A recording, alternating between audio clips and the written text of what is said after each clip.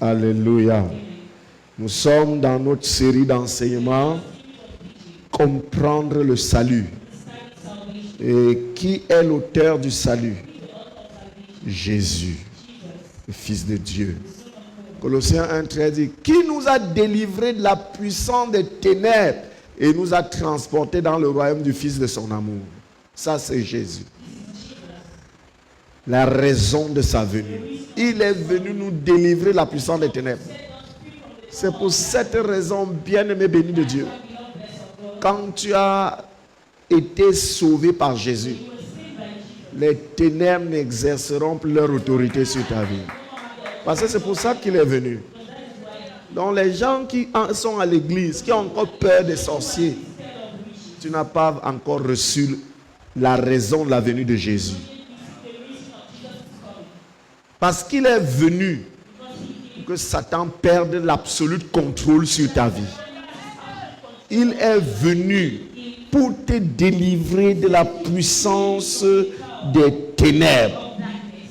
Donc, première raison de sa venue, c'est pour racheter l'homme de la puissance de Satan.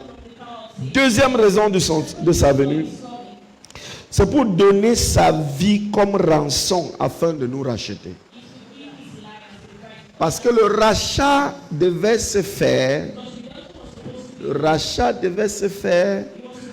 à un prix très élevé. D'ailleurs, avant sa venue, les hommes ont essayé de se racheter. Et ils l'ont fait par le sacrifice des animaux. Mais ça n'a produit aucun résultat. Est-ce que nous sommes ensemble? Ça n'a produit aucun résultat. Et vous savez, je visitais une ville historique en Italie. Vous savez, l'Italie, c'est un pays plein d'histoire. Que ce soit l'histoire de l'Empire romain, que ce soit l'histoire de la chrétienté. Et vous savez, dans le frère qui me conduisait, c'était le jeune frère que vous connaissez, le frère Hervé. Alors il me racontait l'histoire de la ville de Fano.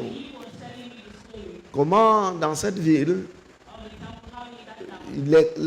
on disait que les grands de cette ville amassaient tellement l'or et l'argent parce que c'est ça qui les garantissait l'accès au paradis.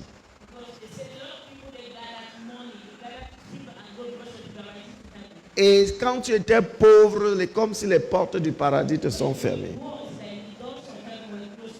Et c'était une mauvaise compréhension du salut. Alléluia. Le prix ultime à payer, c'était le sang de Jésus. Et Jésus a accepté verser son sang pour que vous et moi, nous ayons accès au paradis. Je ne sais pas si quelqu'un est avec moi ce soir. Il a accepté verser son sang pour que vous et moi, on ait accès à son ciel. Gloire soit rendue au Seigneur. La Bible dit dans Matthieu 20, verset 28. Matthieu chapitre 20, verset 28. La parole de Dieu nous dit, Matthieu 20, verset 28. C'est ainsi que le Fils de l'homme est venu, non pour être servi, mais pour servir et donner sa vie comme la rançon de plusieurs. Donc il est venu pour racheter. Il est venu donner sa vie pour racheter. Donc quand tu es à l'église, tu lèves tes mains, tu adores Jésus. Tu dis: Jésus, je t'aime. Comprends que c'est un type qui a donné sa vie pour que toi tu sois racheté. Alléluia. Il a donné sa vie comme rançon, comme prix. Vous savez, quand les terroristes prennent une personne en otage, prennent une personne en captivité, ils demandent la rançon. Ils demandent à sa famille la rançon. Ils demandent au gouvernement la rançon. Parfois, c'est évalué en termes de milliards. Et le diable qui avait pris l'humain en captivité, Pour que l'humain soit racheté, Jésus a dit, je donne ma vie comme la rançon. Alléluia. Il a donné sa propre vie comme la rançon. Ça, c'est la deuxième raison de sa venue. La troisième raison, le troisième but de son arrivée sur la terre, il est venu pour détruire les œuvres du diable. Il est venu pour que les œuvres du diable dans ta vie soient détruites. Quelles sont les œuvres du diable dans la vie d'un humain? Les malédictions. Que les gens de cette famille ne se marient pas.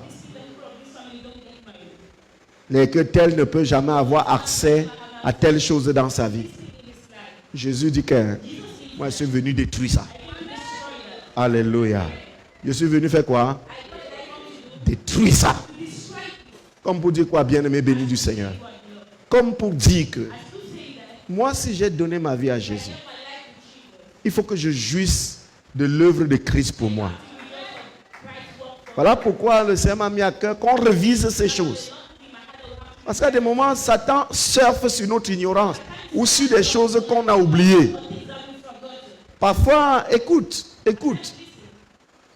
Il y a des prières que tu fais.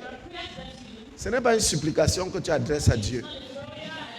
C'est ton droit que tu affirmes. Ça, c'est nous sommes ensemble. Parce qu'il a quitté son ciel là. Le but de son arrivée là, c'était pour que les œuvres du diable dans ma vie soient détruites. Peu importe la nature des œuvres du diable. Quand je connais ces choses, même dans ma prière, je fais des proclamations extraordinaires. Je dis, Jésus mon sauveur, tu es venu pour que les œuvres du diable soient détruites. Regarde dans ma vie, il y a encore une œuvre du diable. Je ne parviens pas à toucher l'argent. Je suis toujours malade. Mais ma vie ne donne pas. Il y a une œuvre du diable. Seigneur, accomplis ce pourquoi tu es venu. Est-ce que nous sommes ensemble? Donc, il faut retenir la raison, le but de la venue de Jésus. Il n'est pas venu créer une nouvelle religion. Il est venu pour nous donner la vie. Premièrement, il est venu pour nous racheter la puissance de Satan. Deuxièmement, il est venu pour donner sa vie comme une rançon pour nous racheter. Troisièmement, il est venu détruire les œuvres de Satan dans nos vies. 1 Jean 3, verset 8. 1 Jean 3, verset 8. Il est venu détruire les œuvres de Satan dans nos vies. La Bible dit, celui qui pêche est du diable. Car le diable pêche dès le commencement. Vous comprenez donc pourquoi il est venu nous racheter. Parce que le péché nous a vendus au diable. Nous sommes ensemble. Peuple de Dieu, nous sommes ensemble. Qu'est-ce que le péché a fait? Ça nous a vendus au diable. Celui qui pêche est du... Quand tu pêches, tu es du diable. Donc quand on te dit ne pêche pas, ce n'est pas le mal qu'on te fait. C'est parce que quand tu fais cette chose-là, tu es du diable. Et le diable, il pêche depuis le commencement. Mais pas de panique. Alléluia. Le Fils de Dieu apparu afin de faire quoi? Détruire les œuvres du diable. Même si le diable avait fait quoi dans ta vie, quand Jésus met son pied, ses œuvres doivent être détruites. Oh, ton amen n'est pas très simple.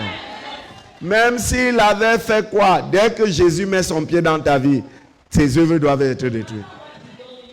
Quand tu connais ces choses, tes prières deviennent des déclarations.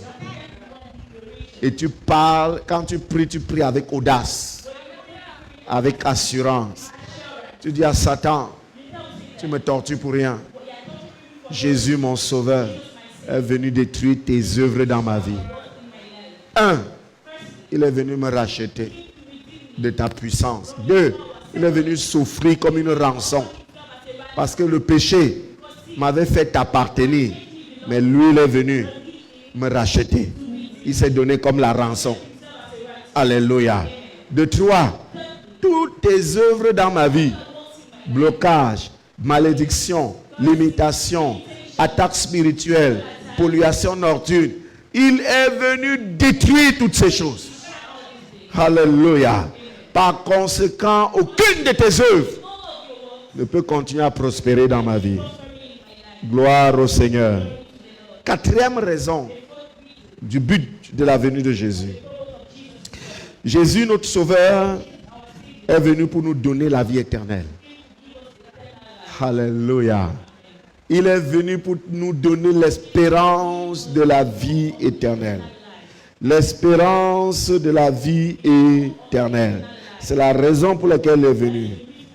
Jésus, que vous et moi nous adorons, est venu nous donner l'espérance de la vie éternelle. Comme pour dire quoi? Vous et moi qui avons cru, pour nous la vie ne se limite plus sur cette terre. Lorsque nous mourrons, on se serait juste endormi pour aller vivre avec lui éternellement. Alléluia. C'est pour ça que nous, les enfants de Dieu, rachetés par Jésus, nous savons qu'on n'est que des passages sur cette terre. On est là en mission. Oh, gloire à Dieu. Nous sommes là pour faire rayonner le nom du Seigneur. Quelque part, le Seigneur nous appelle ses ambassadeurs. Oh, gloire au Seigneur.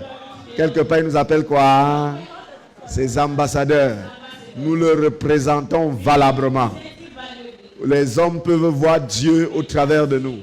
La création de Dieu peut, n'est-ce pas, la création de Dieu sur la terre peut, n'est-ce pas, expérimenter Dieu au travers de nous. Et parce que nous sommes, n'est-ce pas, rachetés par Christ pour avoir la vie éternelle. La Bible nous le dit clairement dans la parole du Seigneur. Jean 3, verset 16, on connaît le verset. Jean 3, verset 16, mais avant, on a 1 Jean chapitre 5, verset 11 au verset 12. Alléluia. 1 Jean chapitre 5, verset 11 au verset 12. Épître de 1 Jean. La Bible dit, et voici ce témoignage que Dieu nous a donné. Quel est le témoignage?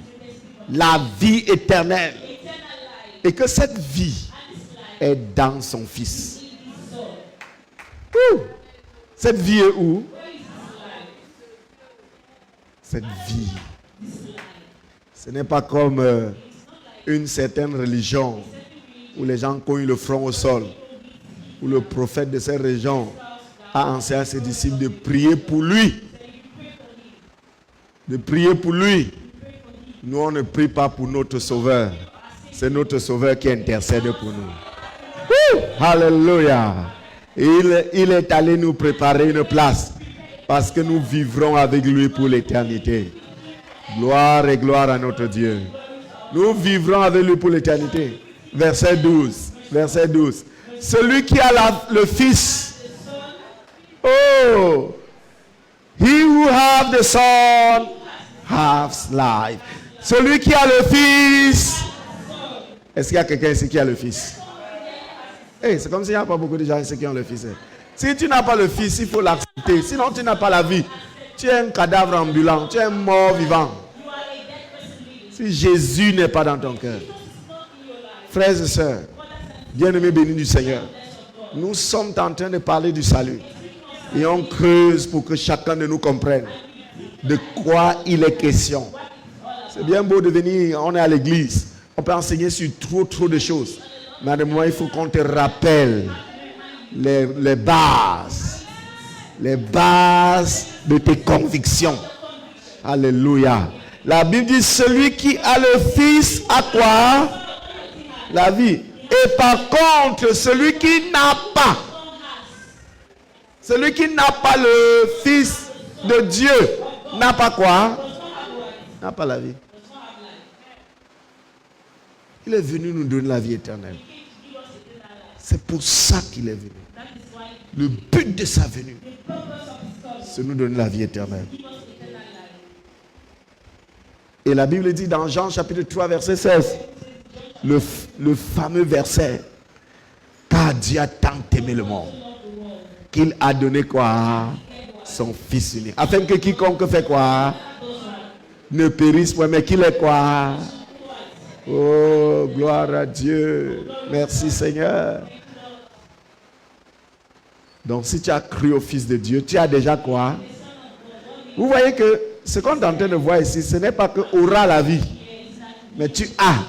Afin que quiconque croit en lui ne périsse point, mais qu'il est. Ce n'est pas aura. Donc, quand tu as Jésus, tu as déjà la vie. Vous savez que le maître disait, notre précieux sauveur disait, ne craignez pas celui qui tue le corps. Parce qu'il ne peut faire quoi? Il ne peut tuer l'âme. Alléluia. Si tu as le Fils, tu as la vie. Donc ne joue pas avec ta vie chrétienne. Ne prends pas ta vie chrétienne comme bon. On t'a flatté, tu es entré à l'église. Et comme aujourd'hui, on tourne tout autour, toujours des miracles. Comprends, ton salut est plus que le miracle. Ton salut est plus important que la petite guérison des maux de tête que tu pouvais avoir après, que tu pouvais avoir et qu'on a prié, c'est parti. Le salut en Jésus. Il est venu, son but, c'était de te racheter. C'était de se donner sa vie pour toi. Comme une rançon pour toi. C'était de te donner la vie éternelle. Oh, si tu es avec moi, tu dis Amen. Regardez le verset 17 de 1 Jean 3. Et vous savez, on va lire la Bible. Dans ces moments-ci, on va beaucoup lire la Bible. Ça nous prendra le temps que ça prendra. Parce qu'il faut qu'on comprenne le salut. Comprendre le salut. Alléluia. On est dans Jean chapitre 3, verset 17.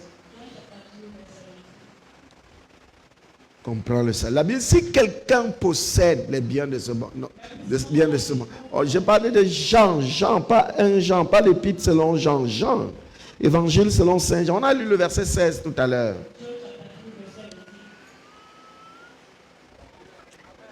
Alléluia. Gloire au Seigneur. Dieu en effet n'a pas envoyé son Fils dans le monde pour qu'il juge le monde, mais que pour que le monde soit comment? Sauvé par lui. Sauvé. Pourquoi? Parce que tout le monde avait péché. Et nous étions du diable. Le diable se passait pour être notre propriétaire. C'est pour ça qu'il fait ce qu'il veut. S'il dit qu'aujourd'hui là, il va te rendre, il va t'énerver. Tu vas perdre ta paix. Tu vas être troublé. Il va provoquer cela. Mais Jésus a dit, moi je m'en vais racheter les gens là. Alléluia. Je m'en vais les délivrer de la puissance de Satan. Cinquième but pour lequel Jésus est venu. Cinquième but pour lequel Jésus est venu. Il est venu nous donner la nouvelle naissance dans la famille de Dieu. Il est venu nous donner la nouvelle naissance dans la famille de Dieu. Gloire au Seigneur.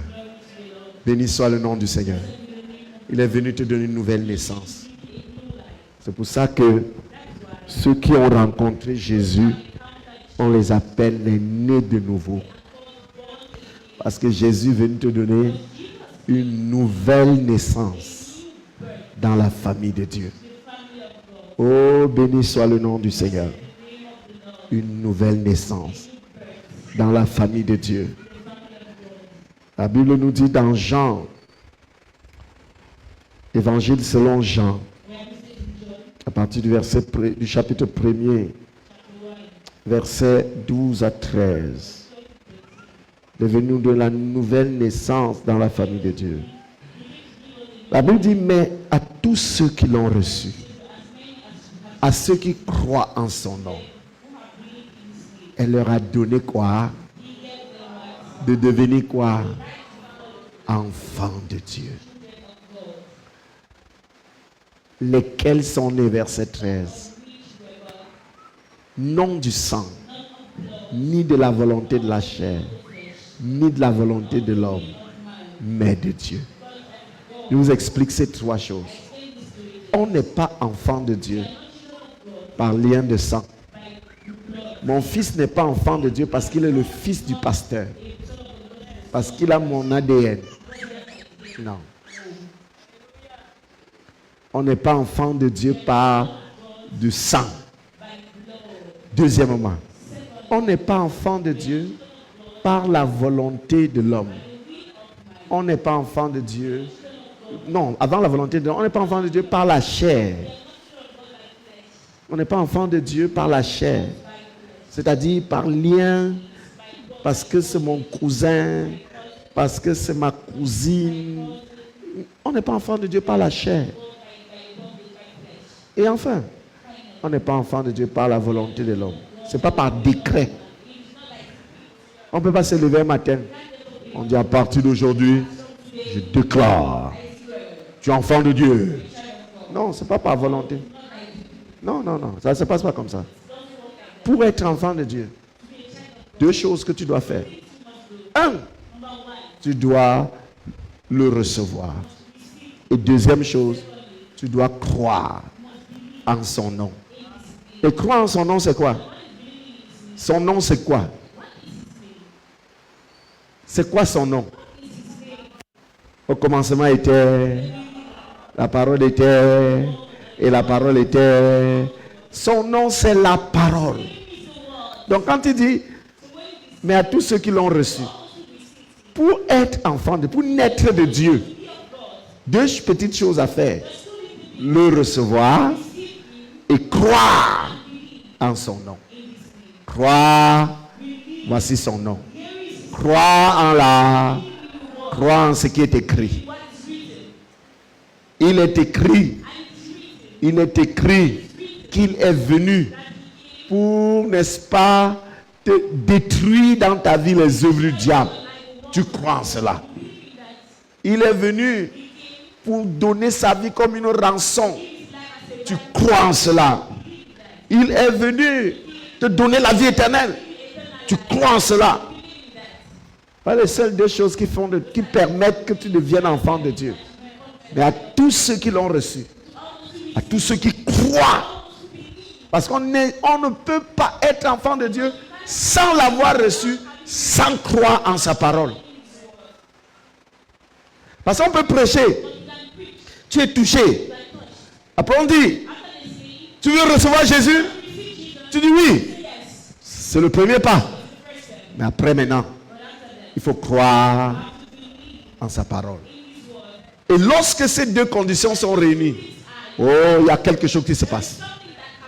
Il y a un pouvoir, une capacité surnaturelle qui descend sur toi. Et ça te transforme. Alléluia. Du vieil être que tu étais à l'homme nouveau, au nouvel être. Oh, gloire à Dieu. Tu nais de nouveau.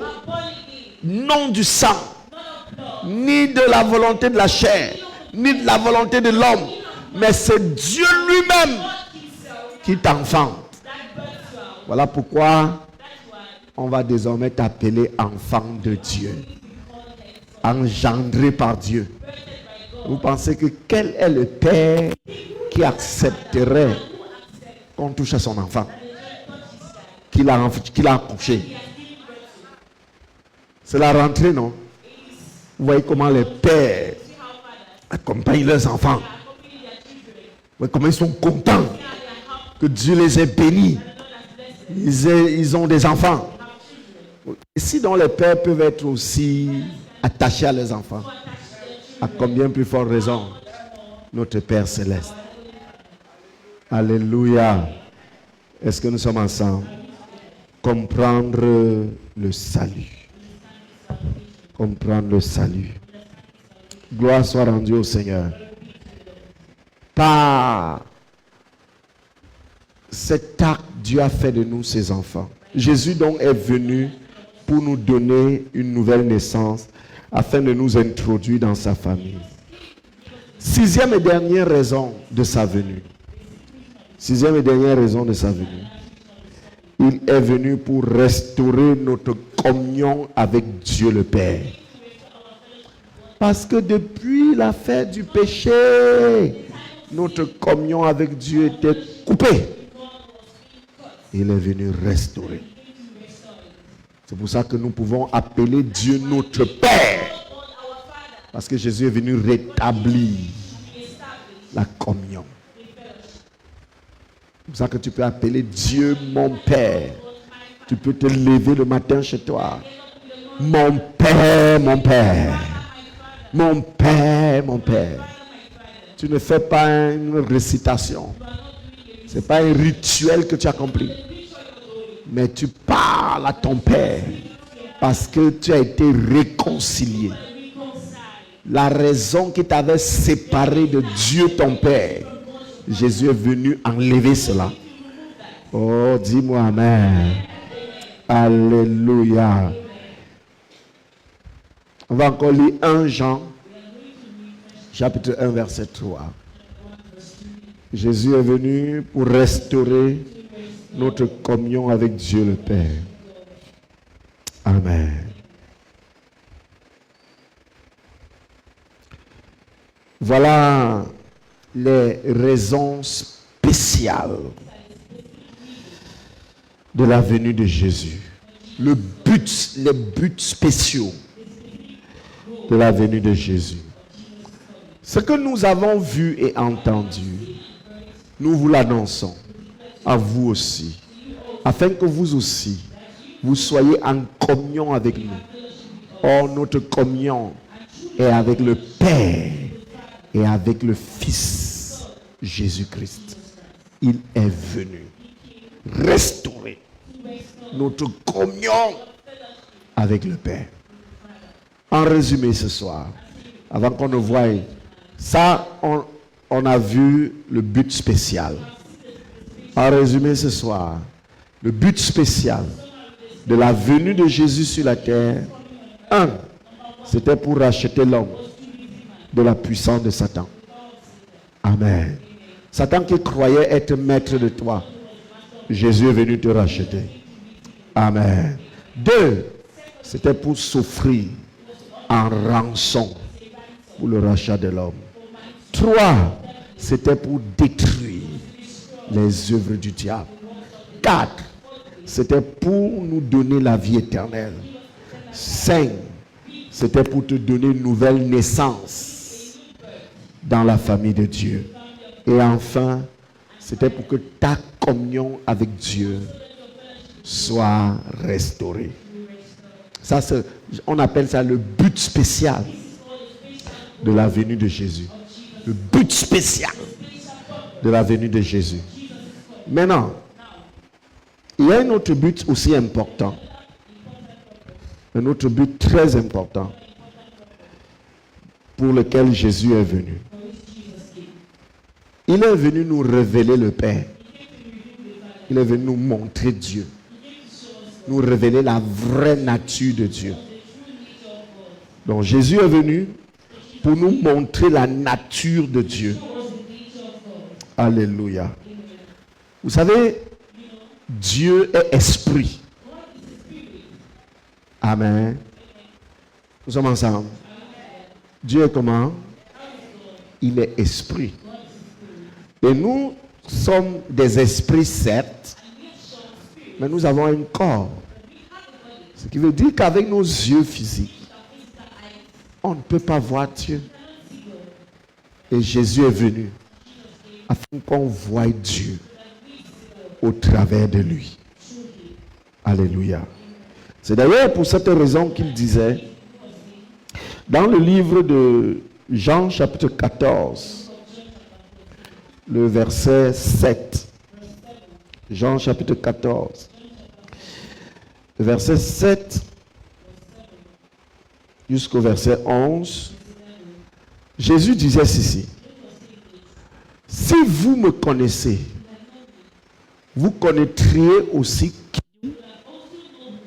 Nous sommes ensemble. Si vous faites quoi? Si vous me connaissez, vous connaîtriez aussi mon Père. Et dès maintenant, vous le connaissez. Et vous l'avez vu. Verset 8.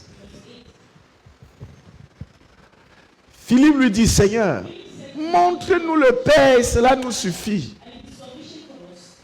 Jésus lui dit, il y a si longtemps que je suis avec vous et tu ne m'as pas connu, Philippe. Celui qui m'a vu a vu qui? Comment dis-tu, montre-nous le Père? Verset 10. Ne crois-tu pas que je suis dans le Père et que le Père est en moi? Les paroles que je vous dis, je ne les dis pas de moi-même. Et le Père qui demeure en moi, c'est lui qui fait les œuvres. Verset 11. Croyez-moi, je suis dans le Père et le Père est en moi. Croyez du moins à cause de ses œuvres. Alléluia. Notre Sauveur est venu pour nous donner la révélation du Père. Il est venu nous faire connaître Dieu, nous révéler Dieu. Alléluia. Voilà pourquoi il est venu nous faire connaître Dieu. Pour appuyer ce verset, lisons encore un Jean, Évangile selon Jean, chapitre 1, verset 18. Jean, chapitre 1, verset 18. La Bible dit, personne n'a jamais vu Dieu. Le Fils unique qui est dans le sein du Père est celui qui l'a fait connaître. Donc, l'autre but, en dehors du but spécial, ou des buts spéciaux qu'on a vus tout à l'heure, l'autre raison de sa venue, c'était pour nous révéler le Père. C'était pour nous faire connaître Dieu. Alléluia. Pour nous faire connaître Dieu. Parce que c'est lui seul qui peut nous faire connaître Dieu. Alléluia. Et comment il a fait pour que nous connaissions Dieu? Il nous a montré l'amour de Dieu. Il nous a montré l'amour de Dieu. Jésus est venu pour on découvre comment Dieu nous aime. Jusqu'à quel niveau Dieu nous aime.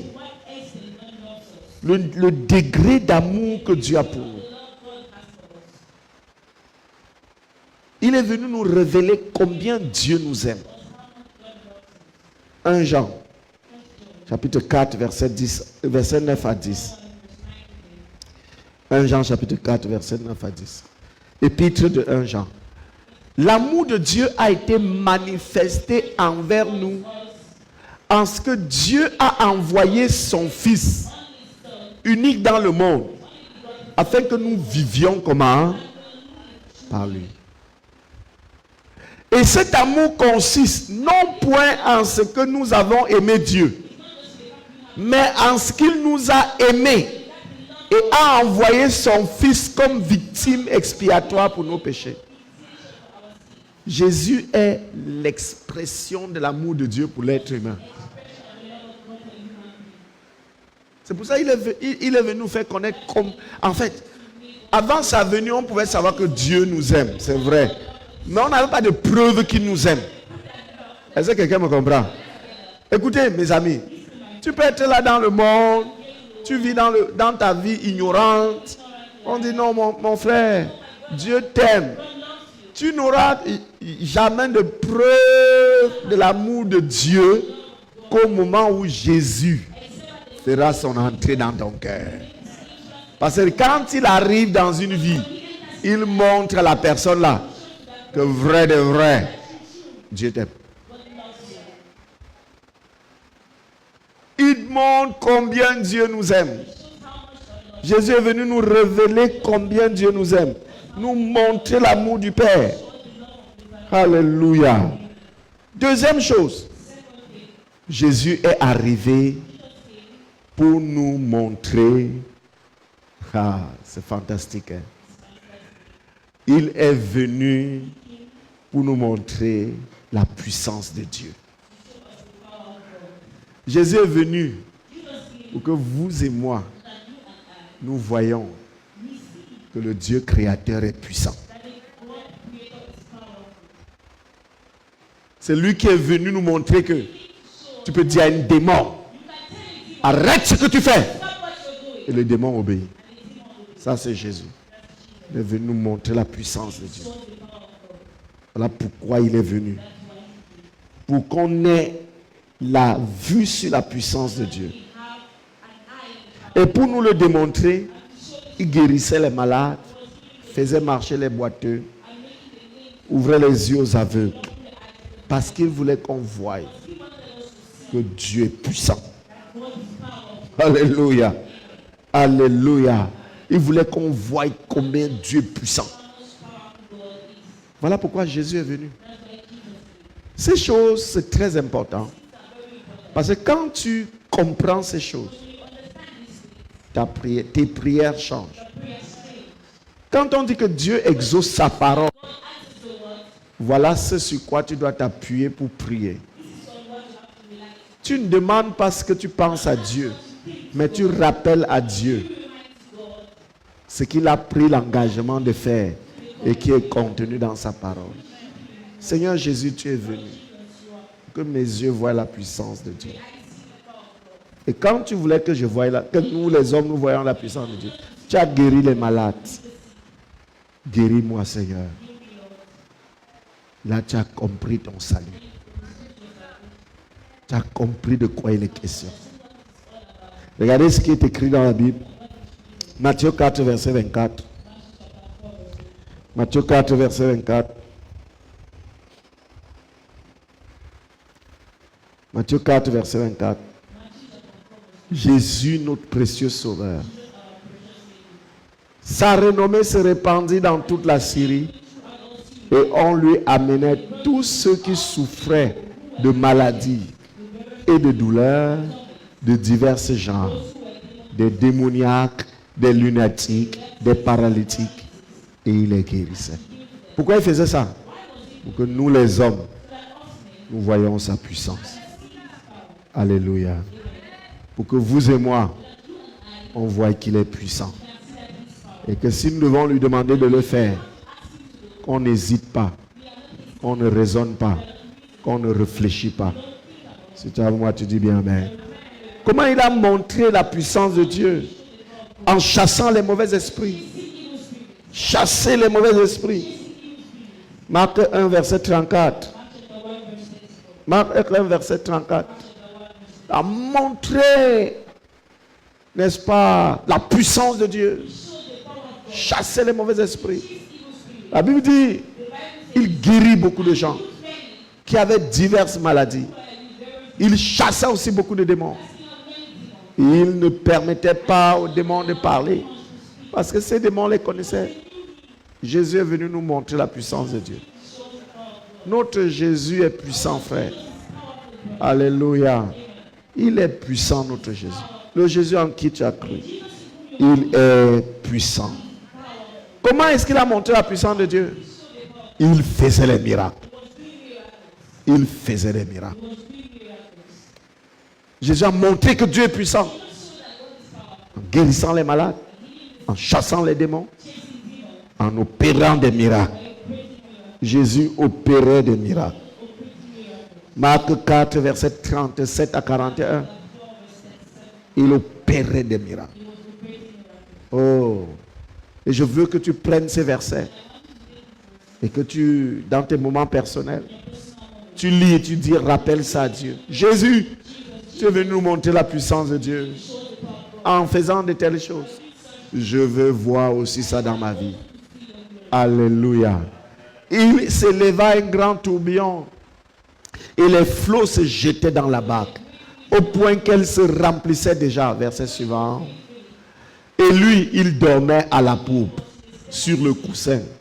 Il le réveillait et lui dit, Maître, ne t'inquiètes-tu pas de ce que nous périssons? Verset 39. S'étant réveillé, il menaça le vent et dit à la mer, silence, tais-toi. Et le vent cessa. Il y a un grand calme. Alléluia. Puis il leur dit, pourquoi avez-vous ainsi peur? Comment n'avez-vous point de foi? Verset 41. Ils furent saisis d'une grande frayeur. Ils se dirent les uns aux autres, quel est donc celui-ci à qui obéissent même le vent et la mer? C'est le Fils de Dieu. C'est Jésus notre Sauveur. Quel est donc celui-ci à qui obéissent le vent et la mer? Son nom c'est Jésus. Son nom c'est qui? Jésus. Son nom c'est Jésus. Donc Jésus est venu nous montrer la puissance de Dieu. Comment est-ce qu'il a montré la puissance de Dieu? En ressuscitant les morts. Montrer la puissance de Dieu en ressuscitant les morts. Jean 11, verset 43-44. A montré la puissance de Dieu en ressuscitant les morts.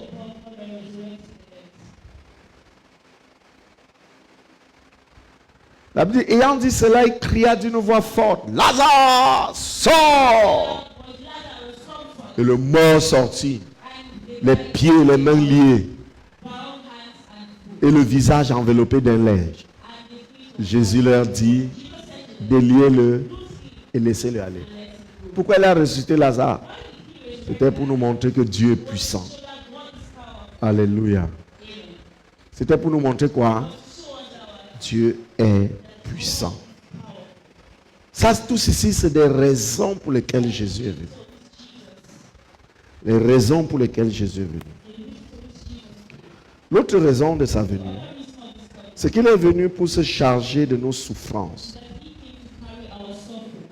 Les souffrances de nos vies. Il est venu se charger de nos souffrances. C'est pour ça qu'il est venu.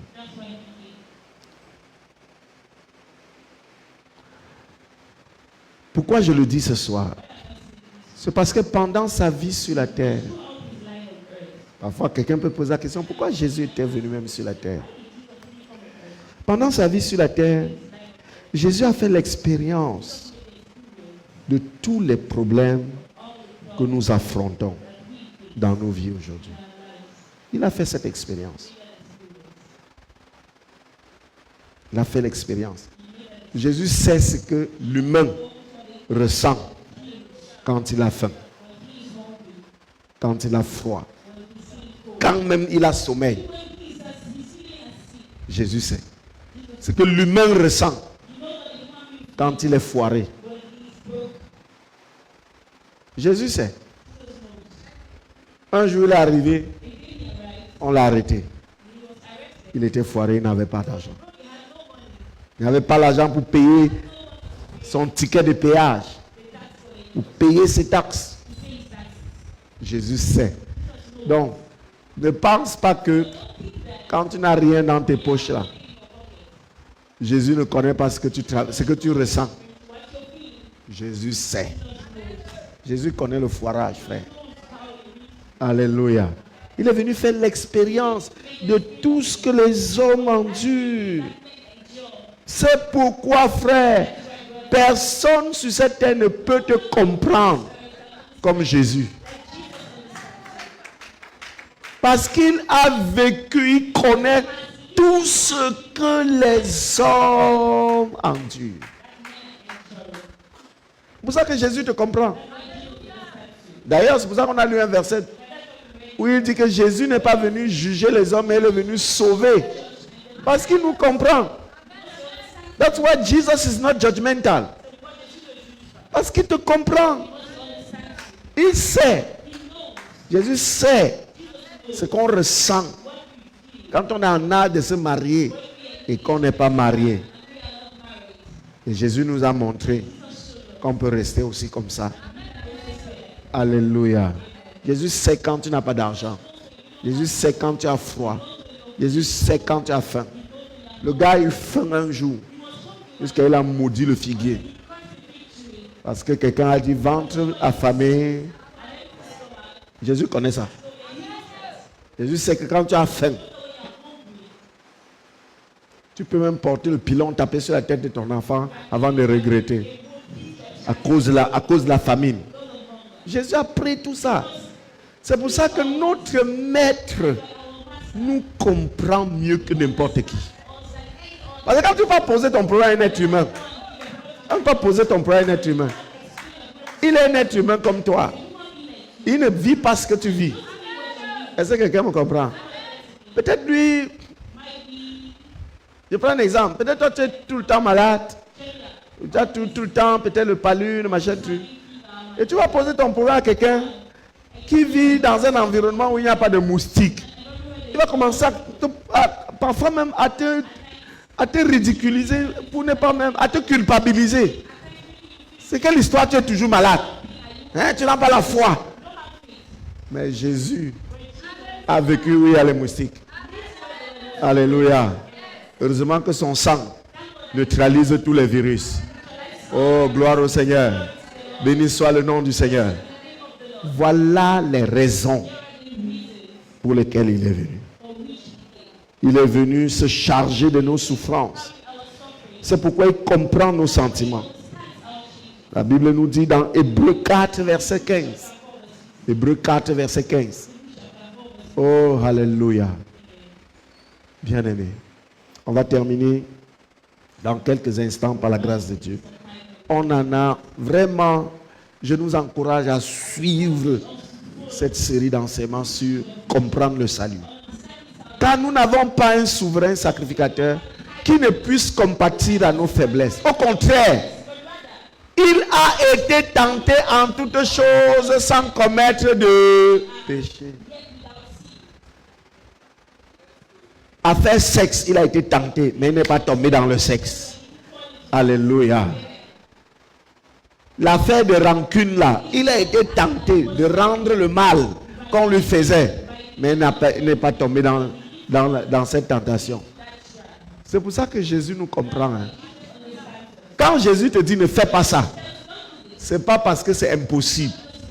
Il te le dit parce qu'il sait que s'il t'aide, tu ne feras pas ça. S'il est en toi, tu ne feras pas ça. Gloire à Dieu. Gloire au Seigneur.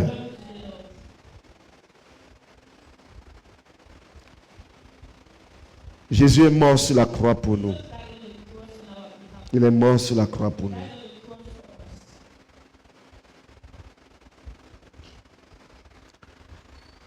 Les hommes méchants se sont emparés de Jésus et l'ont crucifié.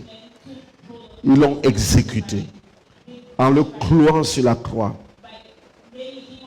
comme un vilain criminel. Jésus aurait pu se sauver.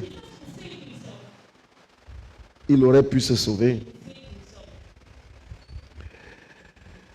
Mais il ne l'a pas fait. Car c'était par sa mort sur la croix que Dieu devait nous donner le salut. Il aurait pu se sauver par lui-même. Mais il ne l'a pas fait. Mais c'était par sa mort, parce que c'était par sa mort à la croix que vous et moi devions avoir part au salut. Jésus est mort pour nous donner le salut. Alléluia. Oh, lisons 1 Pierre chapitre 2, verset 24. Jésus est mort pour que nous soyons sauvés. Il est mort à la croix pour qu'on soit sauvés. Approchez-vous de lui, pierre vivante. Verset 24, s'il vous plaît. 24. Oh, merci Seigneur. La Bible dit, lui Jésus, qui a porté lui-même nos péchés en son corps, sur le bois, afin que, mort au péché, nous vivions pour la justice. Lui par les meurtrissures duquel vous avez été guéris. Merci Seigneur. Le nom du Seigneur soit béni. Alléluia. Gloire à notre Dieu. Gloire à notre Dieu. Non seulement il est mort pour nous. On tire vers la fin pour la soirée d'aujourd'hui. Non seulement il est mort pour nous, mais il est aussi ressuscité des morts pour nous. Il est sorti libre vainqueur de la tombe pour nous. Après 3 jours dans la tombe, Dieu a ressuscité son fils d'entre les morts. Alléluia. Tout ça pour que nous soyons sauvés. Tout ça pour qu'on soit sauvés. Lisons Éphésiens. Éphésiens 2, versets 4 à 6. Tout ça pour que vous et moi nous soyons sauvés. Ah, Jésus. Mais Dieu qui est riche en miséricorde, à cause du grand amour dont il nous a aimés, nous qui étions morts par nos offenses, nous a rendus à la vie avec Christ. C'est par grâce que vous êtes sauvés. Verset 6. Il nous a ressuscités ensemble et nous a fait asseoir. En fait, vous savez pourquoi Jésus a été ressuscité? C'est parce qu'en ressuscitant, il nous amène avec lui pour qu'on s'asseye avec lui auprès du Père. Pour nous faire asseoir ensemble dans les lieux célestes en Jésus-Christ. Ressuscité. Le Sauveur nous a ressuscité. Il est ressuscité. Il est ressuscité. Alléluia. Terminons ce soir sur les raisons de sa venue. La dernière raison, ce soir, il est venu nous ouvrir les portes du ciel. Il est venu nous faire quoi? Nous sommes ensemble. Il est venu faire quoi? Nous ouvrir les portes du ciel. En fait, quand Jésus est entré dans ta vie, tu es un être terrestre et céleste. Quelqu'un n'a pas compris l'autre là. Tu es un être comment? Terrestre et céleste. Le jour où tu pars d'ici, tu pars dans le repos. Pendant que les hommes vont pleurer, la motte de terre que tu laisses là, toi tu es dans le repos. Tu es dans le repos. Parce qu'il est venu nous ouvrir la porte du ciel. Alléluia. Quand son œuvre sur la terre fut achevée, Jésus est retourné au ciel pour être avec Dieu son Père. Mais ceci aussi était pour nous, car il est allé préparer pour nous, préparer pour que nous puissions entrer dans la présence de Dieu, que nous pouvons vivre aujourd'hui et vivre éternellement. Oh, alléluia. Gloire au Seigneur. Béni soit le nom du Seigneur. Terminons la dernière lecture ce matin, Hébreux 10, verset 19 à 22. Hébreux 10, verset 19 à 22. Il est venu nous ouvrir les portes du ciel. Ainsi donc, frères, puisque nous avons au moyen du sang de Jésus une libre entrée dans le sanctuaire, par la route nouvelle et vivante qu'il a inaugurée pour nous au travers du voile, c'est-à-dire au travers de sa chair. A dit que le Christ là, quand on l'a crucifié, le gars inaugurait un chemin qui nous donne accès au ciel. A dit par lui, le chemin qui nous donne accès, qui nous permet d'arriver au ciel. Et puisque nous avons un souverain sacrificateur établi sur la terre, sur la maison de Dieu. Verset 22. Approchons-nous avec un cœur sincère, dans la plénitude de la foi, les cœurs purifiés d'une mauvaise conscience et le corps lavé d'une eau pure. Parce qu'on sait, il est venu ouvrir, inaugurer l'accès au ciel. Avant Jésus, l'accès n'était pas possible. Alléluia. Mais Jésus est venu inaugurer. La Bible dit même un nouveau chemin par le voile qui n'est rien d'autre que par sa chair. Ah frère, quand tu as compris ça, tu ne fais pas la religion. Tu deviens passionné de Jésus. Tu deviens passionné de Jésus. Quand les gens te voient fou pour Jésus, ils ne comprennent pas pourquoi tu es fou pour Jésus. Toi seul, tu comprends pourquoi tu es fou pour Jésus. Parce que tu sais ce que tu as compris. Oh, gloire à Dieu. Béni soit le nom du Seigneur. Alléluia. Alléluia.